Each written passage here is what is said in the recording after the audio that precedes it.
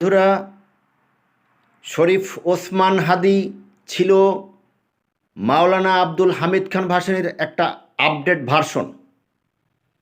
প্রচণ্ড মিল তাদের রাজনৈতিক দর্শনে, আচার আচরণে। এই আপডেট ভার্সন মাওলানা আব্দুল হামিদ খান ভাসানীকে হত্যা করার পর যারা খুশি হয়েছে, সোশ্যাল মিডিয়ায় এসে খুশি হয়ে যেসব এক্সপ্রেশন দিয়েছে, এই সকল খুশি ব্যক্তিদেরকে ধরে জরুরি ভিত্তিতে আইনের আওতায় আনা হোক।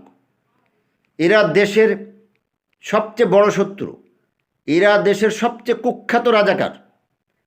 তা না হলে এই তুখোড় মেধাবী, এত দেশপ্রেম একটা তরুণ ছাত্রনেতা, এত উদীয়মান একজন ছাত্রনেতাকে হত্যার পর তারা খুশির বার্তা দিতে পারে না, এত খুশি হয়ে এক্সপ্রেশন দিতে পারে না সোশ্যাল মিডিয়ায়।